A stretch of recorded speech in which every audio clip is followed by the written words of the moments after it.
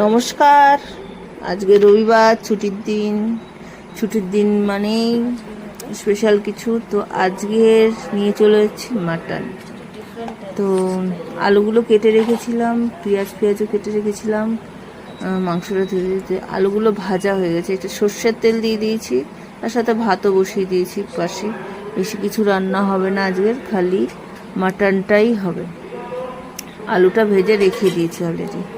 ওইদিকে কড়াইতে তেল গরম হয়েছে, তাতে গরম মশলা, তেজপাতা ফোড়ন আর সাদা জিরে ফোড়ন দিয়ে আমি পেঁয়াজটা দিয়ে দিলাম। দিয়ে আমার রান্না শুরু। তো পেঁয়াজটা দিয়ে হালকা হালকা ভাজা হয়ে একটুখানি আমি লবণ দিয়ে দেবো পেঁয়াজের মধ্যে। পেঁয়াজটা তাহলে তাড়াতাড়ি ভাজা হয়ে যাবে, লাল হয়ে যাবে, লাল হয়ে যাবে।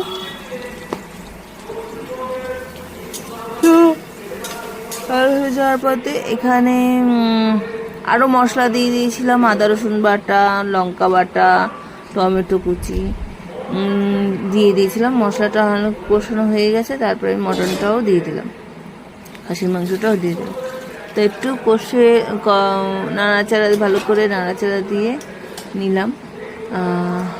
অনেকদিনই খাওয়া হয় না, এটা ফ্রিজে ছিল, যেহেতু আমি কাজের জন্য আর রান্নাবান্না ঠিক করে না, অনেক কিছুই করতে পারি না। এই যে এগুলো মশলার সাথে সাঁতলে নিলাম।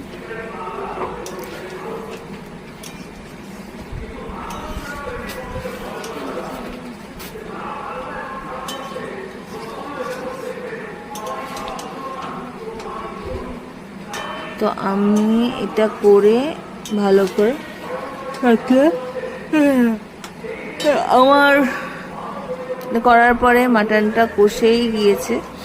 এই যে দেখো টেক্সচারটা, কালারটা কত সুন্দর লাল লাল, আর তার মধ্যে ধুয়ে উঠছে। আমার ক্যামেরাটা ফগি হয়ে গেছিলো।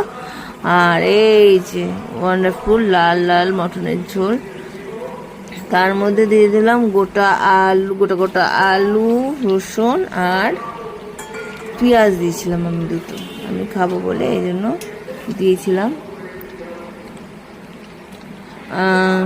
তো এইটা নিয়েও ভালো করে নেড়ে চেড়ে নিলাম। আর কিছুক্ষণের জন্য আমি একটু ঢেকে রান্না হবে, প্রেশার কুকার দিয়ে রান্না হবে। আর বেশি কষা খাবে না, পাতলা ঝোল খাবে, এই জন্য প্রেশার কুকারে দেওয়া হবে। এই যে কিছুক্ষণ নাড়িয়ে রেখে ভালো করে একটু সাঁতলে, বেশিক্ষণ রাখলাম না, এটা এবার প্রেশারে যাবে, প্রেশার কুকারে যাবে। অনেকক্ষণ ধরেই কাজ হলো।